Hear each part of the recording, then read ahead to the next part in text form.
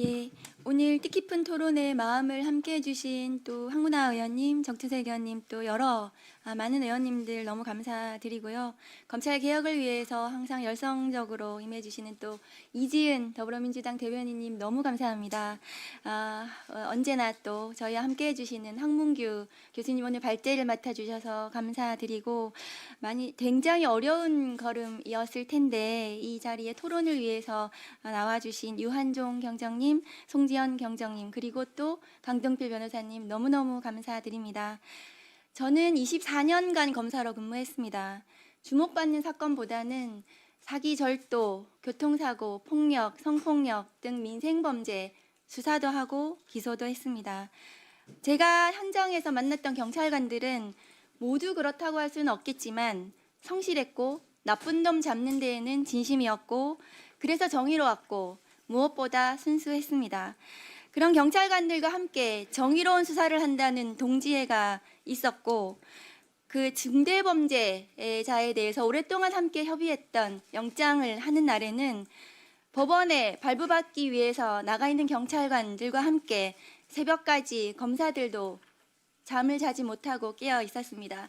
영장이 발부되었다고 주임검사에게 연락이 오면 검사들은 단체 채팅방에서 모두 환호하고 기뻐했습니다. 제가 영장을 전담하는 당직 날에는 경찰관들이 영장을 직접 들고 많이 찾아왔습니다. 현장에 직접 나가는 경찰관들은 피해자들의 생생한 목소리를 사건 기록에 담았고 피의자에 대한 분노가 날 것이었기 때문에 그런 영장을 어떻게든 청구해주는 검사에 대한 신뢰가 높았습니다.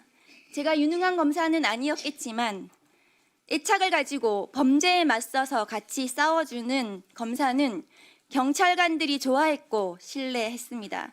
그것이 세계 모든 선진국에서 검경이 범죄에 대응하는 일처리 방식입니다.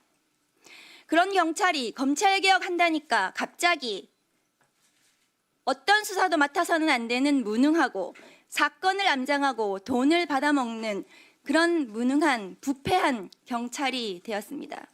사건을 암장하고 돈을 받고 수사 못하는 검사는 없을까요? 이재명 정부 검찰은 다르고 이재명 정부 경찰은 다르지 않습니까? 그렇지 않습니다. 국민 주권 정부의 검찰 개혁은 과거 검찰권 남용이 가능했던 그 구조를 혁파하는 것입니다.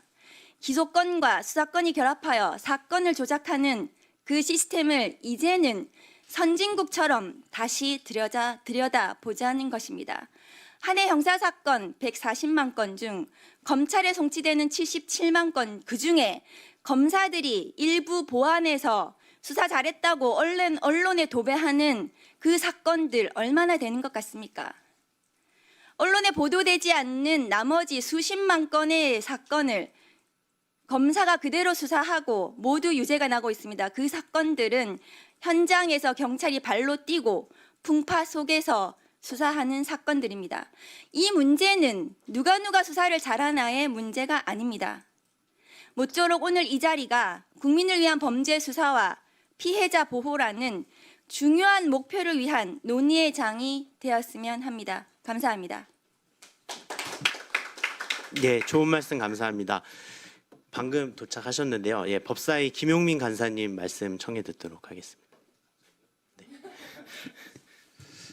네, 반갑습니다. 김용민입니다.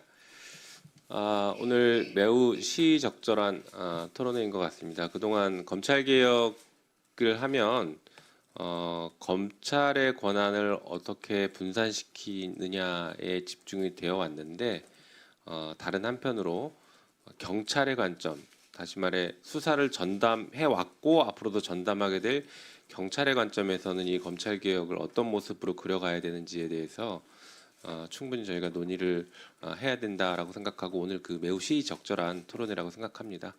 오늘 토론회의 좌장을 맡아주신 우리 이지은 위원장님과 발제 이제 황문규 교수님, 그다음에 토론하신 송지연 정님, 네 그리고 우리 강동필 변호사님 정말 이제 전문가들이시고 오늘 굉장히 좋은 토론이 이루어질 거라고 생각합니다.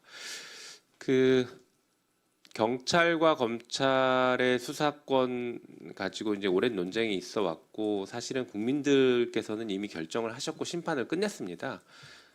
거기에 따라서 정치권과 정부가 제도를 잘 설계해야 되는데요. 이런 논의를 할 때 꼭 등장하는 것들이 한두 가지가 있습니다. 가장 대표적인 게 검찰이 수사를 잘한다. 검사들의 수사 전문성과 능력, 이 얘기가 항상 나오는데요. 결론적으로는 허상입니다. 허상.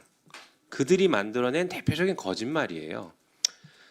검찰이 수사를 잘하는 것처럼 보이죠. 왜냐하면 영장 청구권 독점하고 있고 자기 마음대로 인지해서 수사할 수 있고 수사한 것들을 언론에 적절하게 흘려가면서 이미 여론 재판 시작하고 그러니 잘하는 것처럼 보입니다.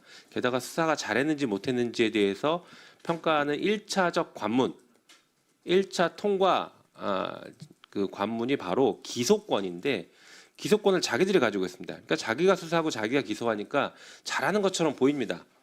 그런데 그 기소가 실제 나중에 무죄로 될 때까지는 몇 년이 걸리니 몇 년 뒤에 무죄 판결이 났다라고 하는 것은 이미 앞선 수사를 잘했다라는 것을 평가를 뒤집기는 어려워지는 상황이죠. 그러다 보니까 검사들이 수사를 잘하는 것처럼 착시 현상이 생기는 것입니다. 권한을 그렇게 몰아줬는데 수사 못하면 오히려 이상하죠. 그런데 검찰이 수사를 제대로 하지 않고 있다라는 게 이번에 관봉권 띠지 사건 그리고 최근에 국정조사 등에서 정말 적나라하게 드러나고 있지 않습니까?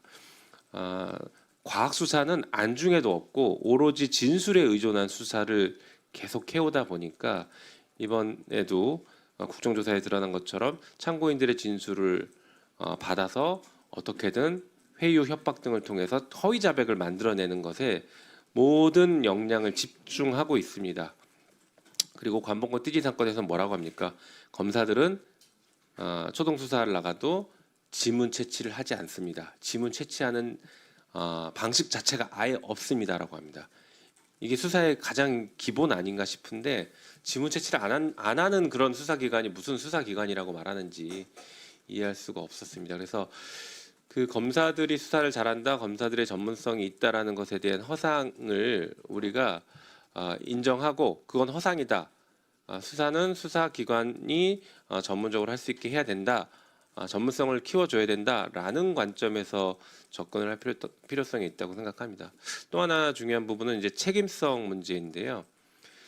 그동안 경찰과 검찰이 서로 책임을 떠넘기면서 핑퐁해서 국민들께서 많은 피해를 입고 있다라는 지적을 하고 계십니다. 그 부분은 저희도 당연히 경청하고 제도를 제대로 설계해야 된다고 생각합니다. 근데 여기서 우리가 잊지 말아야 될 게 바로 수사의 책임성입니다. 수사의 온전한 종결권을 경찰이 다 가지고 있고 수사가 잘 됐건 잘못됐건 그 책임을 온전하게 경찰이 다 져야 된다라고 하면 경찰이 지금보다 훨씬 더 적극적이고 책임감 있게 수사에 대해서 임했을 거라고 생각합니다. 그리고 경찰 조직 내에서도 그 책임성을 부여하기 위한 다양한 조직 개편들이나 어떤 인력 재배치 뭐 이런 것들을 재설계를 했을 수 있다고 생각하는데 그러지 않고 여전히 수사의 사실상 종결권이 여전히 검사에게 있다라는 인식들이 서로 있다 보니까 그 종결에 대한 수사에 대한 온전한 책임성을 경찰한테 우리가 부여해주지 못한 부분이 있다고 생각합니다. 그래서 수사 기소가 온전히 분리되면 수사에 대한 모든 책임은 수사기관 경찰이 진다라고 우리가 분명하게 선언을 해주고 그 책임을 어떻게 제대로 잘 지을 거냐라는 제도 설계를 함께 고민을 해야 된다고 생각합니다. 그래서 네, 수사에 대한 책임성 그리고 여기서 같이 논의가 돼야 되고 우리가 고민해야 될 것이 검찰이 검찰 개혁 이후에 초기에 이 검찰 개혁은 잘못됐다라는 것을 온몸으로 웅변하기 위해서 직무해태를 할 가능성이 매우 높습니다. 이미 지금도 직무해태들을 하고 있다라는 얘기가 여기저기서 들려오고 있는데 공소청과 중수청으로 분리되고 국수본이 수사를 전담하는 이런 상황들이 이런 이제 구조가 실제로 현실에서 돌아갈 때 검사들이 초기에 일부러 태업할 가능성이 있다라는 것을 염두에 두고 정부가 그렇지 않게 만드는 제도 설계도 필요하고 필요한 경우에는 일부러 태업하는 검사들에 대해서는 과감하게 징계도 하고 인사 조치를 해야 된다고 생각합니다. 그래서 하여튼 이런 모든 것들을 잘 마무리하기 위해서 오늘 토론회가 매우 의미가 있다고 생각하고 좋은 토론이 되기를 기대합니다. 감사합니다. 좋은 말씀 감사합니다. 예, 귀한 발걸음 해주셨는데요. 법제사법위원회 서영교 위원장님 오셨습니다. 예.